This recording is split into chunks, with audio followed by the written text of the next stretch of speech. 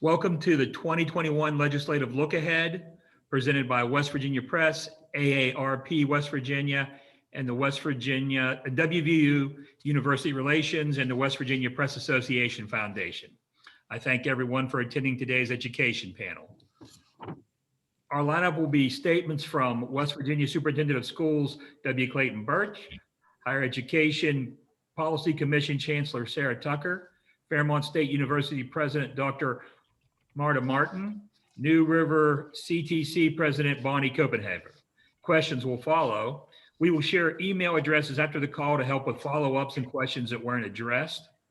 And since it's a very busy time and everyone's committed, I will let the media know first that you do get a break. We are not going to conduct tomorrow's panel. Talking with our group, we decided that 3 had been enough. They've been outstanding. We will not have tomorrow's panel. So you do get a break. But with that, Superintendent Burch, welcome. I welcome you to comments on education and where we are right now. Thank you, sir. Thank you, Mr. Smith. I really appreciate the opportunity, and I couldn't be more thrilled of who's on the panel with me. For Chancellor Tucker, I can't wait to hear yours. I feel like we've been connected at the hip since March 13th of last year.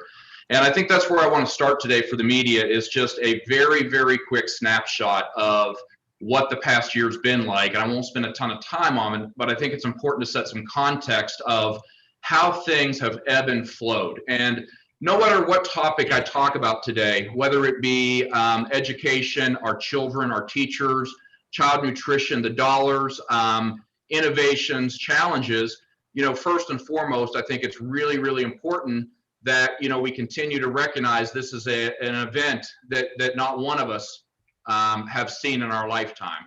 And what our educators and our families and our children have had to overcome this past year is quite phenomenal. And as I tell the story, I'd like to keep that in mind, because even though I may be critical of certain things that were challenges, in no way do I want to ever portray that those challenges are about an individual's failures. It's actually, as a group, we've very much succeeded during this time. To have to invent and reinvent systems to work during a pandemic like this has just been phenomenal. Within 48 hours of the pandemic, which we found out schools were going to close on Friday, I believe March 13th might have been the date. Within 48 hours, to have a system statewide that was going to ensure that every child in the state continued to be fed. We never lost that commitment. And I think it's important for folks to realize that no matter whether it was the spring, the summer, or the fall, feeding children and continuing to connect to children was our primary concern. And I know that I'm going to talk about academics and learning loss, but we had to make sure that there are fundamental needs for those children. We're very thankful that the governor made that a priority. I know that Chancellor Tucker and myself talked about food insecurities. We've talked about it a lot. And just to kind of put it in perspective, we have at the end of December served about 27 million meals to K-12 students. Prior to the pandemic, about 500,000 meals were served in the summer of 2019. Compare that to 8 million meals served this past summer. Our families were hurting, they were in need, and we continue to see it. Not only did we have to tackle basic needs and making sure a system was in place, we asked so much of our folks. We asked for the final couple months of schools to be done in remote settings. We prepared for a return to school and how to do it safely, learning more and more about the COVID spread within schools, and we started off with a plan to come back to school September 8th. We adjusted this past December based on data we learned of what's safe, what's not, what's working, and we really had to focus on instruction. The one thing that we continue to say is that we cannot allow this pandemic to put our children's futures on hold, and that is just inexcusable. It's inexcusable for the State Board of Education. It's inexcusable for our school systems. We have to do everything we can for every child in the state. And we had to begin talking very openly and honestly from back in March about equity and equality. And the equity issues that we really had to begin focusing on are not new to this state. And I know some folks say that, oh, during the pandemic, maybe the State Board of Education or schools really began to cherry pick what pieces of equality and equity they wanted to focus on. That's not true at all. We knew prior to the pandemic, there was a broadband inequity. We knew not every family was going to have access to broadband. It was going to be a problem. We knew that not every child and every family, due to socioeconomics or other factors, had access to broadband in the home or technology in the home. There was no way that that was going to be equitable across the entire state. And that's actually what we ended up seeing happening over the last 9 months, is the impact that that inequity has really shown during the pandemic. Broadband, social emotional supports, our mental health state of our students and what resources are available to them. And I hope that for the public, what we found is a renewed sense of what the public education system means to this state. There is absolutely no substitution for a teacher in the lives of a child. There's no substitution for what that school means to the community and the families, not just for academics, but for that social, emotional, physical well-being. It is truly a beacon. Our service personnel, we talk about one caring adult throughout this, the folks that have had to step up and try to connect with those children. And most recently, what we've been fearful of are children that have not had the voice. They don't have an advocate. They don't have that adult at home to support them. And now, lo and behold, we are seeing courses. We've heard numbers of children that have failed and the failure rates of courses during virtual or remote. Even our best teachers, our absolute stellar teachers with the best technology, the best resources, in many parts of the state, it's still difficult for them to connect to every single child when there's not an opportunity for in-person. So that means resources we had to rethink during this time period. And I think looking forward is going to be something we're going to have to really think carefully about. Thank goodness for folks like the Imagination Library and others with the Blue Ribbon Book Club. We put 650,000 books in the hands of children during the last year. PBS has stepped up to partner and try to get some content and connection to families who might not have broadband. Our substitute teacher polls, higher education, thinking creatively of how to connect and close the gap for certified teachers in the substitute pools. You know, I continually, it sounds like I'm always thanking Chancellor Tucker for so many things, but we had to think very creatively, and I'm really excited about the opportunity we have moving forward to work with the legislators and the school systems to think, what lessons learned over this last year do we really need to prioritize and tackle? And I think Chancellor Tucker and I have seen that we really need to be talking about teacher preparation, closing that gap of certified teachers. How do you recruit young people that really want to come into this profession? We've seen Kids Connect. I've talked about broadband. I think that's got to be a focus. Funding gets a lot of attention. We are very thankful for the CARES funding that has been brought forth from the federal government. About $86 million was in the first batch, and the second one is about $339 million, targeting everything from pandemic learning loss to broadband, to now the latest CARES dollars can even be focused on HVAC systems, really opening up flexibility for the districts to target what their needs are individually. Trying to keep sight though, coming back to school in person. I know we've had a lot of conversation about the value of in person, and most of our schools, pre-K through 8, are all open, either in blended or in person, full 4 or 5 days. Most high schools have opened. Now turning our attention to that learning loss and what our children really need to transition and prepare. Whether you're a preschool, kindergarten child that maybe hasn't been in school very many days since last March, or you're a senior this year, getting ready to transition either to the military, to employment, or to a 2 or 4 year college. What do we need to do to accelerate or help close that gap to really focus on these children? From the State Department of Education's perspective, I have $33 million that is dedicated out of CARES funding for the department. Just like the first batch, we are going to turn around and distribute that money out to the districts, targeting summer programs, partnering with Chancellor Tucker once again to make sure that our high school students have every opportunity to really be fully prepared. And then our teachers are really stepping up with children coming back in person. We know we've seen some really struggles around mental health. And we have got to spend our time and attention on welcoming these children back in, getting them used to the routines, figuring out what their struggles were if we didn't have eyes on them the last several months. So there's a lot to do. And finally, looking at opportunities. We did go from about 2,000 to 50,000 children that attempted a virtual platform. We now know what successful virtual platforms, what they look like and what they don't look like. We found that many of our children were not prepared for that virtual platform.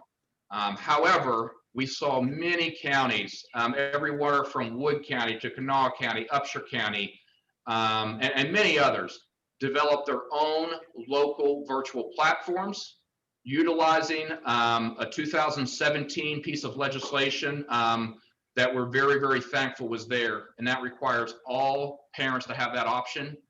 We needed that option this year, but what we found was when a county took the lead and when they were able to put their teacher working with the students in their community, was much more successful. So we have a lot to do around that, and you know, and we're now in the midst of, as everybody on the panel knows, leading the nation in bean distribution. I'm happy to report that those 50 and older in our public education system, I think nearly 22,000 up until now have been vaccinated in K-12. Moving forward, I appreciate that teachers have been put up front as essential. It is really important as we move forward that we keep these students in person as long, as consistent as possible. So Mr. Smith, with that, I think I'll wrap my remarks up. Superintendent, thank you very much. Very informative. And with that, now we'll go to Chancellor Tucker. Good afternoon, everybody. And if you can't tell, the state superintendent and I like each other a lot and work together a lot. And this pandemic has made us have to work together even more closely because the problems that our students are facing are common problems, right? They're common from K-12 to higher ed. And so we've tried to find synergies and ways that we can work collaboratively so that we're not each trying to solve these problems on our own. The superintendent went over what happened in K-12 from March on, and I will say from the higher ed perspective, it's been a rocky year, just like it has been for everybody else. What our presidents have done, what our faculty have done, what our staff have done, and what our students have done has been astounding. And the fact that we were able to return in the fall in a partial face-to-face environment in a safe way, that at the end of the semester, only 1.9 or 1.8% of our students, faculty and staff tested positive for COVID, that we had only a total of 3 hospitalizations and all of those folks recovered fully, is pretty remarkable. And it is a testament to what our faculty and staff and our students and our college presidents and administrators have done to try to ensure that school is safe. And so we're back now. The schools are back, started within the last month. We are continuing to do surveillance testing of 10% of our student population each week to make sure that we have a measure of the health of our college campuses. If we see outbreaks, we take care of them. We take care of our students and make sure that everyone's healthy and able to continue the semester. Our courses are, of course, thinned out to some extent. More students are in a hybrid format than we've had in the past, but we also have a number of students who are going to school face-to-face. I will say that one of the things that this has done particularly in the four-year sector, is that it has brought the institutions closer together. They're collaborating like they have never been before. And so it's nice to see two systems of higher education right now really working together and trying to figure out how to do what's best for our students and what's best for the state of West Virginia. And I am incredibly thankful for that.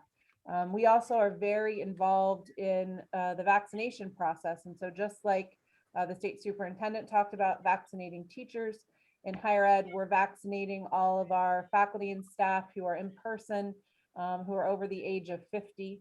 And that the first round of those vaccinations will be complete, I understand, assuming that all of our supplies come in as expected, the week of February the 22nd. And we're also involved in trying to help the local health departments going forward. Our health science students are also getting vaccinated with the hope, well, with the intention that once they are free and clear, that they can then vaccinate other West Virginians. And so that we have a larger pool of people that we can use to help make that happen. I think you heard General Hoyer talk about that today.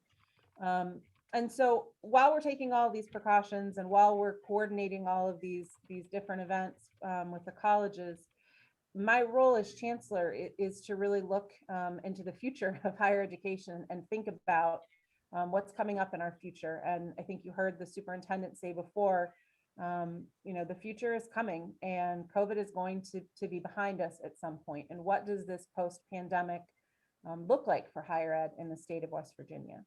So prior to COVID-19, you probably heard me talk quite a bit about our college matriculation rate. So in the state of West Virginia, only about 50.5% of recent high school graduates go on to college. That's compared to 69% nationally. That number is not acceptable to me, and it's not acceptable. I'm going to speak for him, but he's told me before it's not acceptable to the state superintendent either. And so he and I were in the process of partnering in several different things to figure out how we could create pathways that were efficient, that made sense to students, that benefited students from high school into a community college or high school into a baccalaureate institution, so that our students could be successful. He mentioned at least one of them, teacher education, but we also are looking at healthcare, and we're starting to look at IT, because we know that those are major areas of critical need in the state of West Virginia and where we have jobs that are open. Going to college in West Virginia is actually a very affordable option, and it's something that our students don't know about. Our legislature has graciously given us about $104 million annually for student financial aid programs. Those programs make it easier for West Virginia residents to go to college and to stay in college. And I think that the legislature has been as generous as it has because they know that our higher ed institutions, from community colleges all the way up to research universities, are solving problems in the state of West Virginia, that they are workforce drivers for the state of West Virginia and they're economic developers. And we have been making a lot of momentum and making sure that our students are more successful in college, that those we get in the door are graduating at a higher rate, a higher number of students.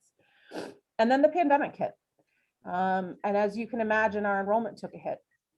And what I can't sit by and watch is I can't sit by and watch this pandemic affect the future of our students.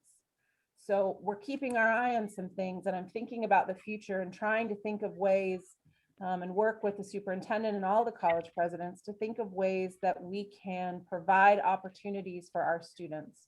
So let me tell you some of the things that I'm thinking about. As of today, our Promise applications are down by 50%. As of today, our FAFSA applications are down by 25%. The FAFSA is the free application for federal student aid.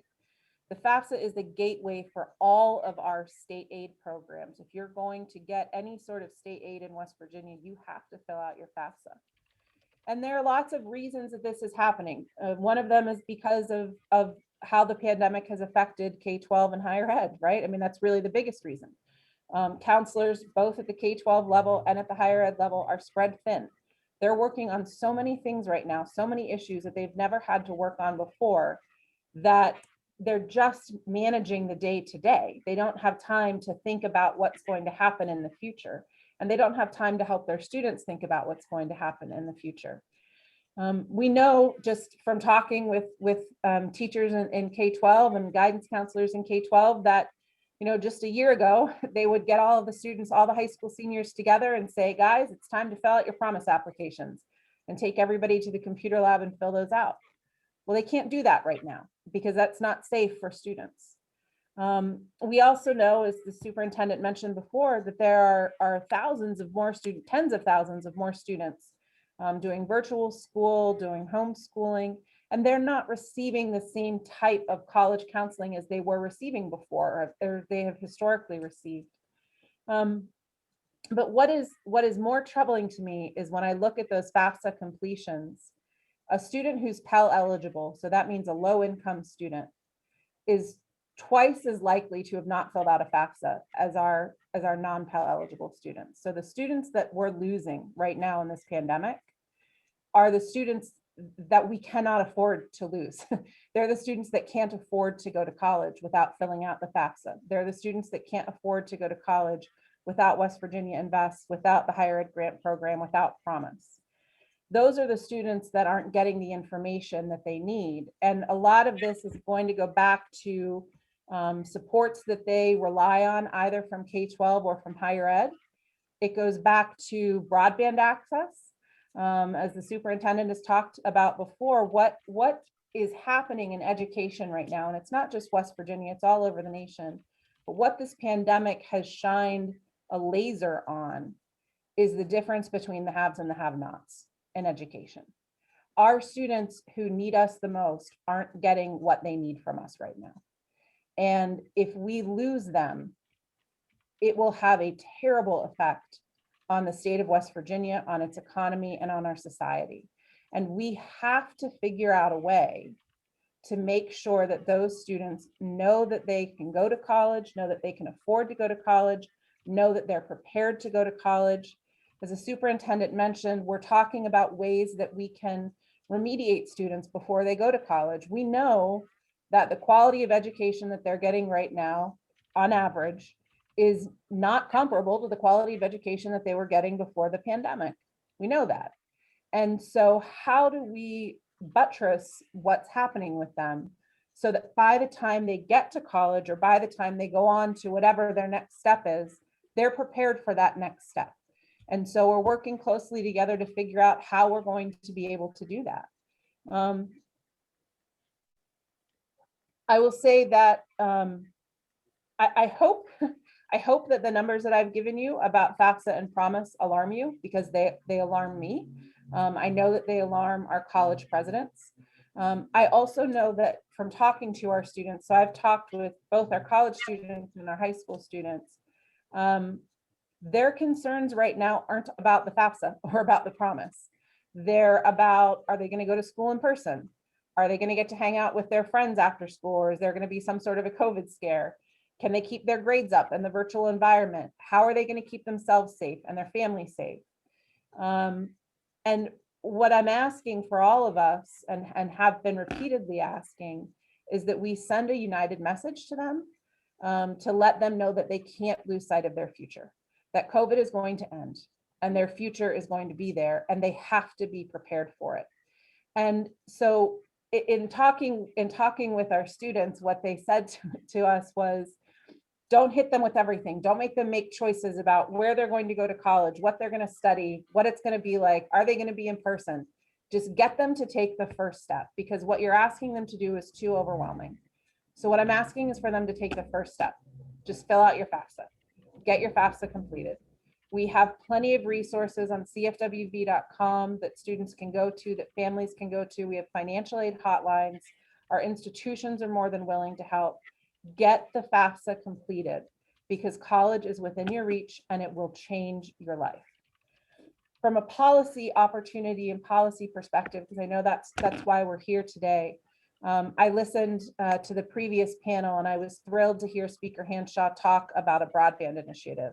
I am smart enough to know that I am not smart enough to solve the broadband problem in the state of West Virginia, but I am begging that somebody does, because we need it. Our students desperately, desperately need it. Our state needs it. And the future of our state really depends on someone with the know-how figuring out how to solve this issue. And I will support it fully and be very grateful and thankful for it. You also heard the superintendent talk about behavioral health and mental health. So we're having a lot of problems on our college campuses, and I'm sure you've seen recent news reports about suicide rates being up in K-12 and higher ed. When I talk with students, their number one issue right now that they need help with is mental health on campuses. Their counselors are overwhelmed. The students themselves are isolated. They have a lot of food insecurity issues right now that are compounded by the pandemic. So one of the examples that I was given was, you work as a temporary, temp hourly employee somewhere. You don't make a very high salary as a student. You're living sort of paycheck to paycheck, and you have to isolate because your roommate ended up getting COVID. And now you're not sure how you're going to get your next meal. These are issues that our college students are facing on a daily basis right now. And it's very difficult for them, not to mention the challenge that a lack of internet access and broadband compounds to that. The head of our student body group told me that she took her LSAT on her cell phone from a hotspot. Can you imagine that? How much added stress that puts on our students. So we do have a mental health, behavioral health initiative that we're going to put forth to try to help our institutions have the resources that they need to combat what they're seeing on campuses. And then the other initiative that we have going on, and you all can imagine this, the stress that has hit the healthcare system from COVID-19 has been very significant, particularly for our nurses. And so we'll be supporting and putting forth some information to help our institutions expand their nursing options so that we can provide the state with the healthcare resources and employees that they need. With that, I will pass it off back to Dawn, and I thank you all very much. As we're responding to this crisis, I just want you all to know that we're planning for the future and beyond, and any help that you can provide us in getting that word out, we sure would appreciate it. Thank you, Chancellor. We appreciate the information, and those numbers are shocking. With that, I'll call on President Martin to give us an update on the situation in Fairmont. Well, thank you very much, sir. I'm very grateful and very privileged to join you today. 11 months ago marked a defining moment in the histories of our universities. While according to UNESCO, hundreds of millions of students were unable to attend classes throughout the world because of the pandemic, I want to make sure that we understand that all of the public institutions in West Virginia and all of their courses were delivered digitally and reached the target population successfully. During that time, faculty and staff and students throughout the state taught and worked and learned from their homes. They were safe and they were productive. They were able to comply with social distancing and shelter-in-place orders as proclaimed by our governor. Our institutions accomplished this feat by making measured, strategic, and in many instances, expeditious changes to our campus operations over the initial months of COVID-19. And now, as we have returned to campus for face-to-face instruction or for some hybrid or online instruction, all of our institutions are making critical decisions to protect our students, our faculty, our staff, and our communities. I have the privilege to serve as president of the third largest and oldest public institution in West Virginia, and that's Fairmont State. But I also have the honor to serve as president of the West Virginia Council of Presidents, which includes all of the public West Virginia institutions. So some of my statements are going to be comprehensive because my colleagues deserve to be able to be spoken for and to be able to highlight our achievements. And then others, obviously, I will speak about Fairmont State specifically. Since March of last year, the Council of Presidents, together with Dr. Tucker and some of the HEPC staff, has met an average of 3 times a week to ensure the seamless continuation of the superb education that our institutions provide, while also keeping our communities safe. I wish to share with you that during that time, as Dr. Tucker alluded to earlier, a remarkable transformation occurred. All of the presidents have become allies. We become partners, contributors, and we become a united voice for higher education. In short, we've become friends. We have shared openly what have once, perhaps at one point, been perceived as a trade secret so that we could help our students. Our respective board of governors, the governor himself, our health departments, the National Guard, gosh, they've all provided us with unparalleled support through these unprecedented times. And so has Chancellor Tucker, who together with the HEPC staff has provided us with invaluable information and incredible access to resources that none of us by ourselves could have attained. They have been advocates to the Office of the Governor, to the health departments, to the DOE. They have provided us access to individuals who have listened carefully to the different needs of our campuses. And they have provided us with the assistance that we needed to execute meaningful strategies, and all for our West Virginia students. Personally, I am not only proud to be part of this group of incredible colleagues, but I am so extremely proud and grateful to be part of a dynamic and committed Fairmont State University team that designed and implemented a successful response to the unprecedented challenges brought about by the pandemic. Back in March, and during a period of 3 days, Fairmont State executed a bold and aggressive plan which delivered over 1,000 in-person and online training sessions to all of our faculty and our staff so that we could serve our students remotely. Just like many of our colleagues throughout the state, Fairmont State established off-site mental health counseling as well as off-site tutoring for our students. In short, our student services operations were reformatted for remote access. Our priority was to preserve our educational mission while keeping our campus families safe and productive. Our staff and faculty successfully started to perform their jobs remotely with minimal interruptions to operations. And this was accomplished by making decisive, strategic, and in many instances, real-time changes to our programs and our procedures to address the ever-changing needs that were resulting from the pandemic. For us, we realized that reopening Fairmont's physical campus was critical to our students' educational success, to their social development and mental health, as well as the development of being citizen leaders.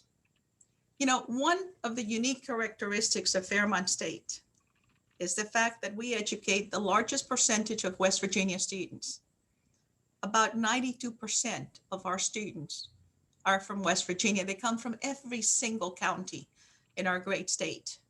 And our first generation students comprise 61% of our student population. For us, just as we have heard before from the superintendent and the chancellor, broadband and other digital infrastructure did not exist and does not exist in many of our home communities. And we have found that many of our students do not have access to the connectivity that is necessary and critical to continue remote learning.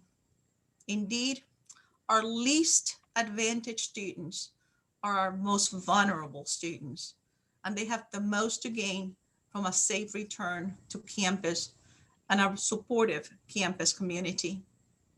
As the chancellor was telling you earlier, I can tell you of a myriad of stories that perhaps some of us may have heard from our grandparents or great-grandparents. If you remember the stories from our grandparents about we had to walk 5 miles in the snow and in the sleet and in the rain.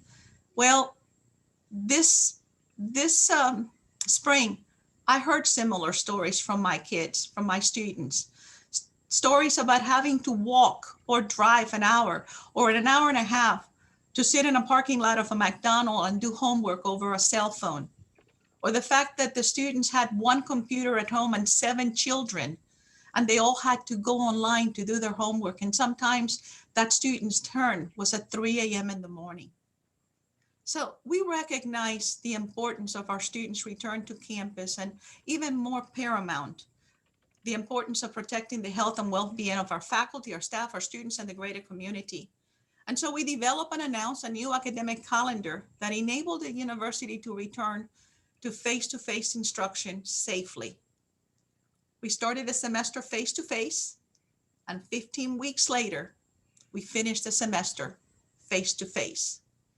We successfully executed our plans to launch the spring semester also in a face-to-face modality by implementing a phased approach to bringing back our students, our faculty, our staff. And yes, we tested everyone, both in the fall and in the spring. No one was allowed to return to face-to-face classes until they received a negative test. And I'm pleased to say that classes started 3.5 weeks ago. And with God's help, our goal is to finish the semester face-to-face. And yes, of course, surveillance testing of our student population started today. I'm pleased to share with you that over the last 3 years, Fairmont State also uniquely positioning itself as a leader in advancing the promise and positive life-changing impacts of higher education throughout West Virginia. This fall, despite the unprecedented challenges of the pandemic, Fairmont State University experienced the highest year-to-year percentage increase in headcount enrollment of all of the public institutions in West Virginia. And we're very proud of that. We believe that also being good stewards of public funds and by implementing cost containment strategies, we have ensured the financial stability of our university.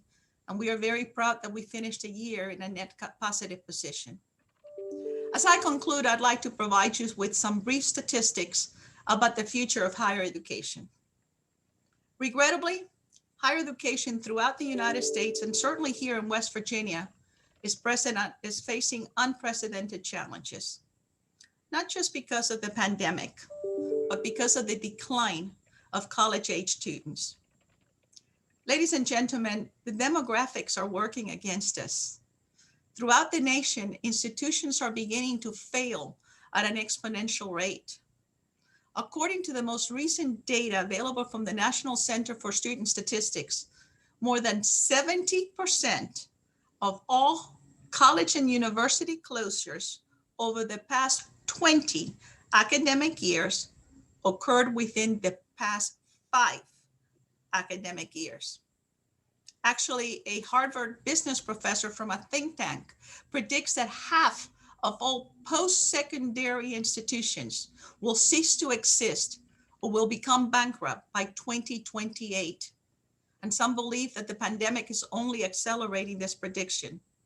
Financial stability will be key to survival, as well as continued investment by our state and federal agencies and governments.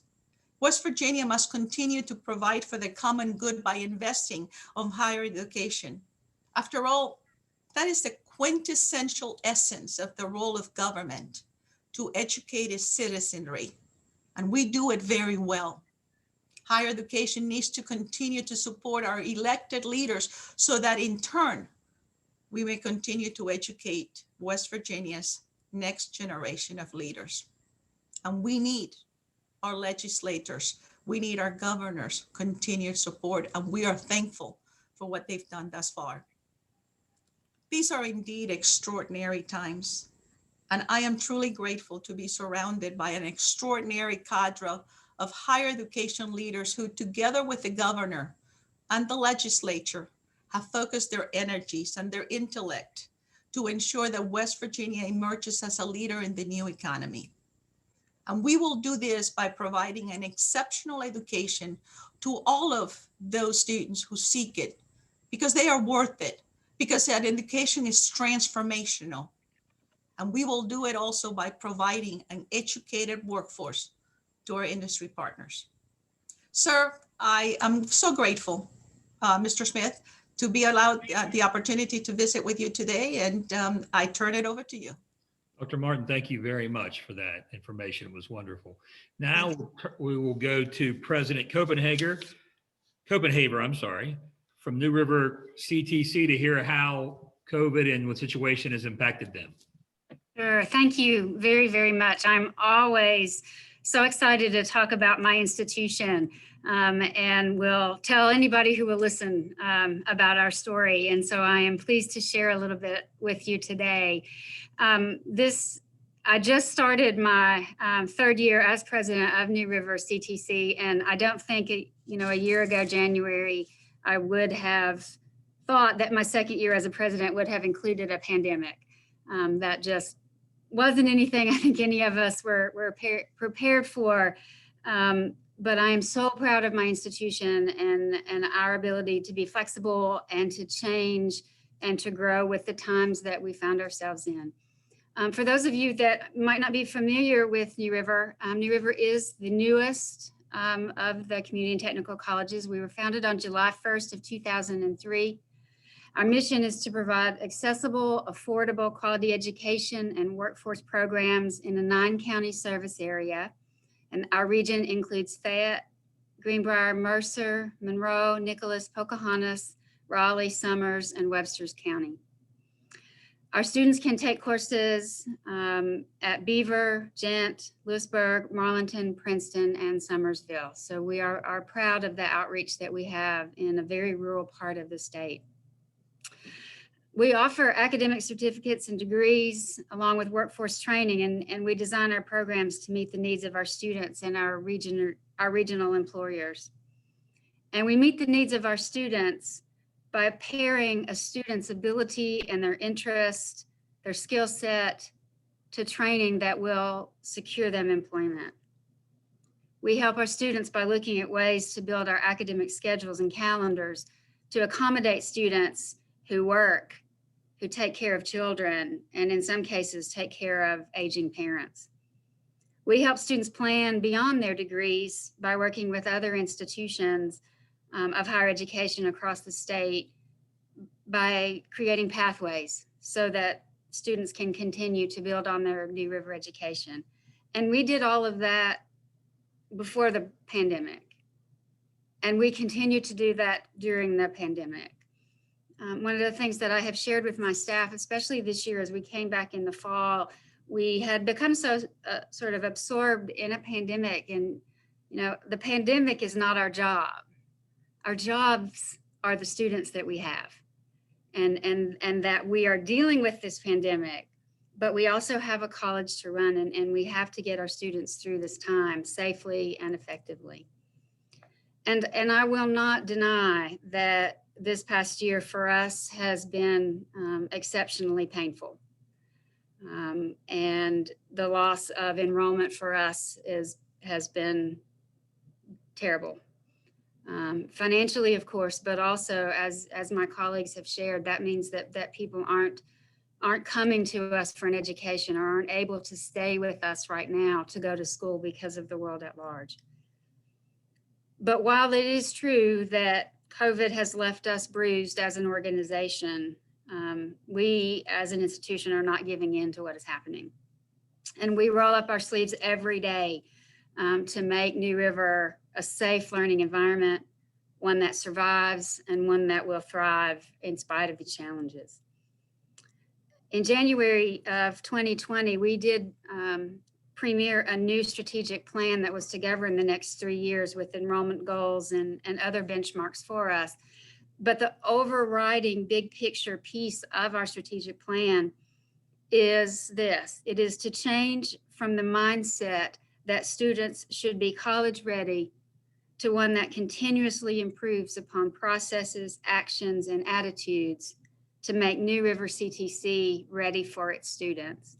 Or as I like to tell my staff and faculty all the time, we have to love the students we have, not the ones we wish we had. And we meet them where they are. And so throughout this pandemic, and even before this pandemic, guided by that light, we have now switched more and more of our student services to online. You can receive tutoring online, both during the day and in the evening, tutoring through Zoom.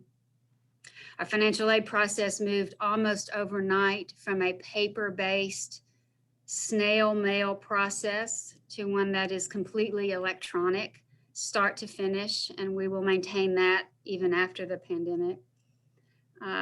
We have now a series of informational webinars that we give. We've started doing them on financial aid, how to work through that FAFSA that you've heard so much about today. We do those in the evenings and on weekends. We've used that format as well to talk about new programs because we did not let a pandemic stop us from creating new programs and drawing students in. We increased our phone calls and we started texting our students. End of last March, early April, my student success staff called 817 students. Those are all the students that we had. And we said, hey, are you okay? What can we do to help you? Because this transition for them was so abrupt. And we have continued to focus on our customer service in the way that we reach out. Students today are not proactive. They don't come to us. We have to come to them. And that is not a criticism of the generation. That is just the fact. And that is what we have to do as an institution to be responsible to that. Over the summer, in order to make learning better in our new environment, we created web-enhanced face-to-face classes. This is what we call Zoom. It has the structure of a Monday, Wednesday, Friday class from 9 to 10, only it does take place on Zoom.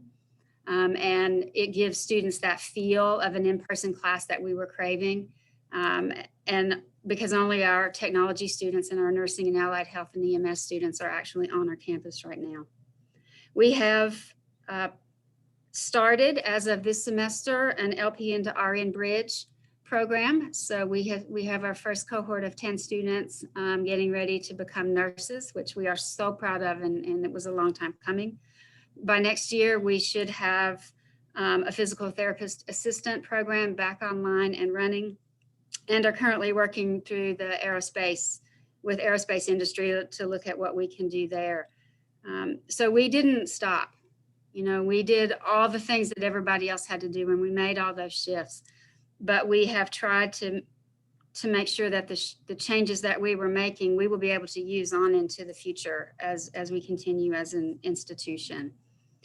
And my final thought that I would leave you with, if I were given the opportunity to speak to the legislature today and to talk to them directly, my message to them would be for three things, to think about three things. And number one is continued and consistent state's funding for higher education for all of our institutions, 2 years and 4 years, as well as continued and consistent funding for the financial aid like West Virginia Invests or the Promise. Any state that invests in its higher ed cannot go wrong. It pays dividends far into the future for the state and for the citizens by keeping us competitive, by helping us to increase the standard of living for all. I do echo, as all my colleagues have, about broadband, which is my point number 2. Broadband is almost like the air we breathe these days. And our students, just because my students in Pocahontas deserve to be on the internet and learning as much as they do in Beckley. And they need that it is not just a right and it's not just a privilege, it is a requirement. And finally, because we do love the students that we have, we do acknowledge that our students come to us, they came to us before the pandemic, certainly now, and will continue with mental health challenges, food insecurities, and housing insecurities. And to be able to help our students through those in small, meaningful ways may not seem like it is the job of higher education, but it is the job of higher education. As anyone will tell you, you cannot study and learn if you're hungry. And you cannot study and learn if you're couch surfing or if you're sleeping in your car. And community colleges, mine and all my sister institutions, share those things because our students do live in very precarious situations while they're trying to better themselves and their lives. And it is up to us to support them very, very much. And so I thank you for this opportunity today. And Mr. Smith, I give it back to you. President Copenhaver, thank you very much for those comments. We greatly appreciate that information. Now we'll quickly go into some questions. And our first question is from Dave Beard, the Dominion Post. Hi, Chancellor Tucker mentioned a couple initiatives, one to get more higher education resources and one to expand nursing options. And I wonder if, are you talking about bills that you're going to submit to the legislature and whether or not you mean bills? Could you just elaborate more and a little bit more on what those two initiatives are? Thanks. I mean, things that we've been working with legislators on that may ultimately end up being bills, yes. And I think from a behavioral health, we're talking about really supporting, or mental health, we're talking about really supporting the colleges, helping to provide them with additional resources, either from literally hiring additional people to work on the campuses, or providing other resources like telehealth or behavioral health, tele groups that could help our students. And there are several other things that we've talked about. From nursing, we know that there are several issues with nursing. We know that there are issues with whether or not there are enough clinical spots for nurses. We know that there are issues around faculty salaries for nurses because a nurse can make a whole lot more money in the field than they can teaching. We know that there are issues with the number of spots that are open in nursing programs for our students. We know that we have retention issues of nurses. And so all of those are different pieces of things that we need to solve and have been working to try to figure out a way to solve. Thank you, Chancellor. Our next question from Ryan Quinn. Ryan? I think this is a question for kind of both of you, but perhaps it focuses on the superintendent. If there's such an issue with getting FAFSAs and promise scholarships filled out, why haven't you just presented to the state board and recommended that the state board pass a policy mandating that students fill these things out, perhaps as a condition of graduation or some other way to just make it a mandate? I know that Delegate Higginbotham had actually presented this to some state board members before, but somehow it got watered down. Why not just mandate it? Can I do that? Superintendent, okay, good. There you are, sir. We see you. I don't know if you can hear us or see us. Yeah. Okay, now do this one. All right. I think we're going to try this one. Is that coming through, Dawn? Turn that off. You are coming through, but with an echo. You turn that one off. Okay. Thank you. How's that, Dawn? Still have the echo, I believe, sir. Is there two devices on? Yeah, we're having. Yep. There you, so maybe a little better there, but okay. Good, please. Perfect. Perfect. So I think a little technical difficulty there. I think Mr. Quinn's question was around the FAFSA, and I don't think it's quite as easy as the ability just to require it. I think Chancellor Tucker would probably want to weigh in and talk about the challenges that brings of making it a graduation requirement, especially for such a large population of students that are foster students or students that do not have a parent or guardian. We do have practices in place to push that each and every year. I think during the time of a pandemic, it has not been about the will of a student. I think it has been about connecting to those students. Sarah Tucker talked earlier about how many students we had on virtual platform, trying to connect to those students. And I think that many of our counselors, just like in higher education, are very thin on their support. So it'll be something that the state board and we will tackle.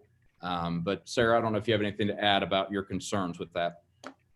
Sure. So I can talk about, just sort of elaborate on what the superintendent was talking about with students who are in foster care. It's actually more students who are in foster care are actually okay with filling out the FAFSA, but it is students who are living in, and Ryan, I think we talked about this last year, students who are living in family situations where the guardian of the person hasn't taken whatever the legal responsibility for the student. So in those instances, which we have thousands of those in the state of West Virginia, I used to know that number off the top of my head, I apologize. Those students can't actually, they have to rely on their parents to fill out the FAFSA, because since no one else has taken on any sort of legal responsibility for them, they have to rely on their parents, who they don't have contact with, don't live with, don't have their financial information for. And so those students can actually receive waivers through the institutions, but it's not an easy process. It's a convoluted process, and it's a process that somebody needs to be holding the hand of the students to go through.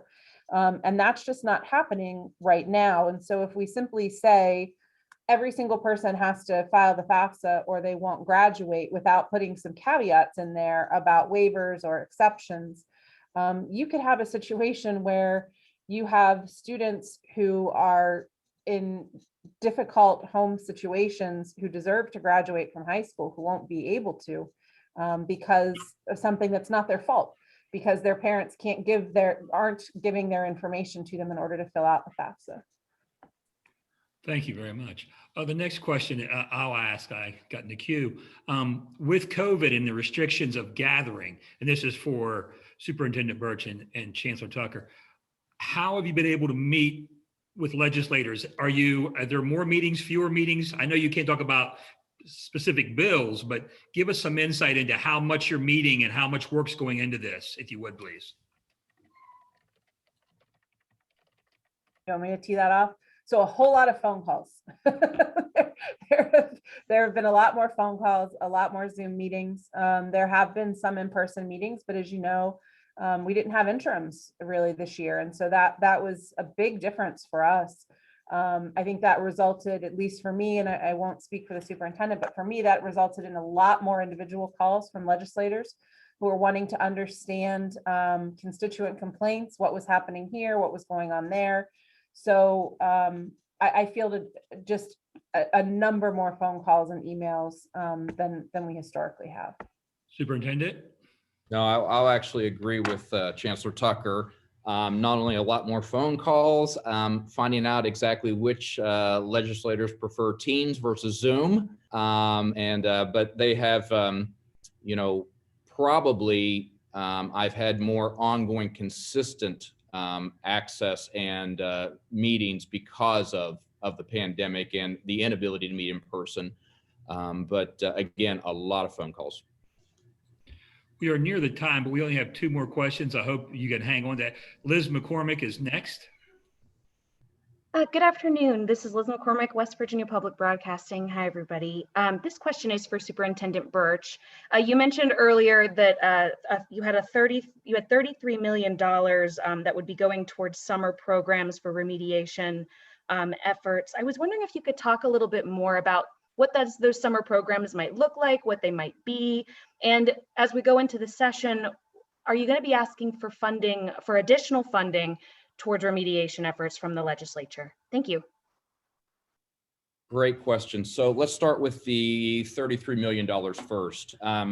We decided that we wanted to support the counties, and it's a fine line you walk. You want to make sure the resources are there. We want them to design and really establish and create these summer learning opportunities to help with the remediation. And so what we're doing is we're really looking at some thresholds that we expect. For example, we expect it to be pre-K through 12. We don't expect it to be some of the older versions of a summer boot camp that's sometimes those half-day, week-long sessions. We're really looking to the research. We're looking to our superintendents, our curriculum instruction folks to help us. We want them to be robust. We want them to be 4 to 6 weeks long.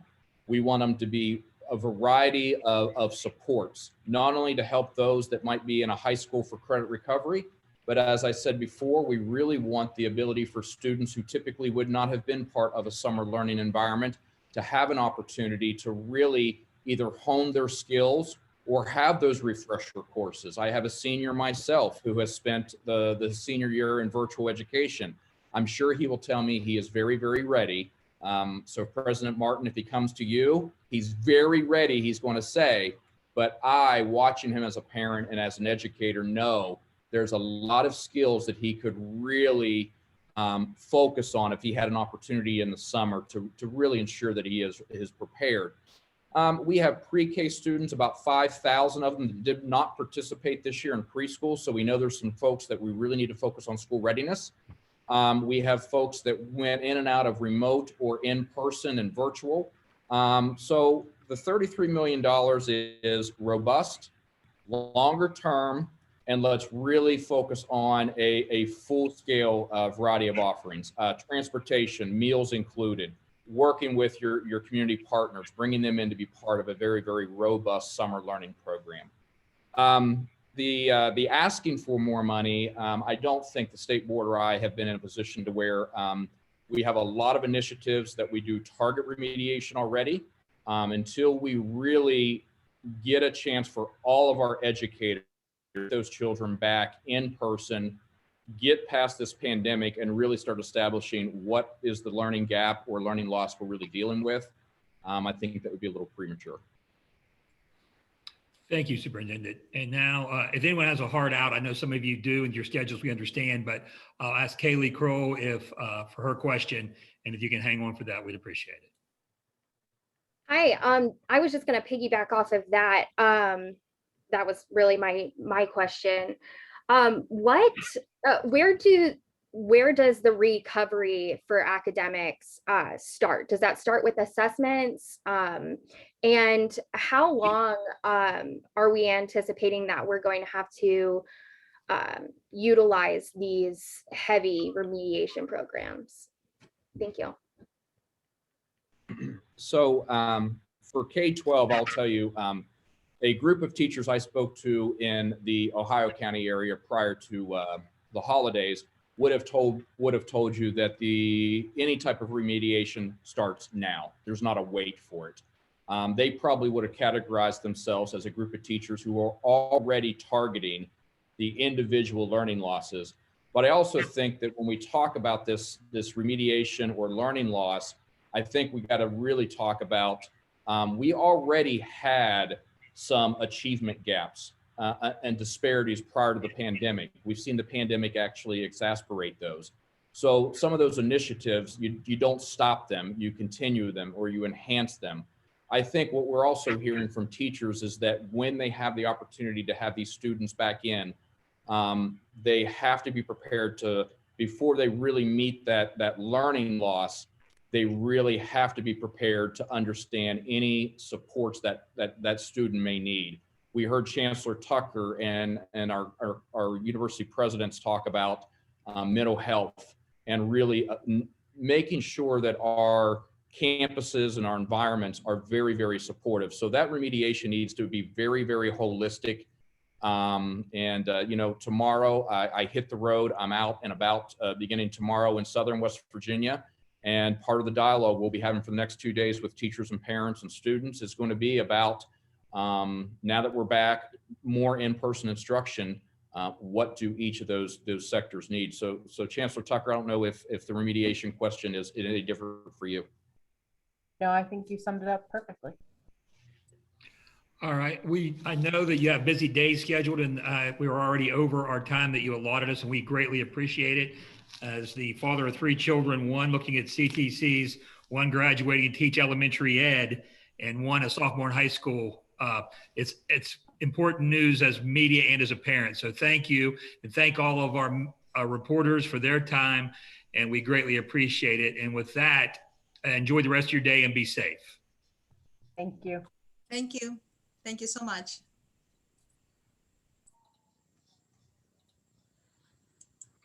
Are you seeing? The things for, yeah. Okay. There was another.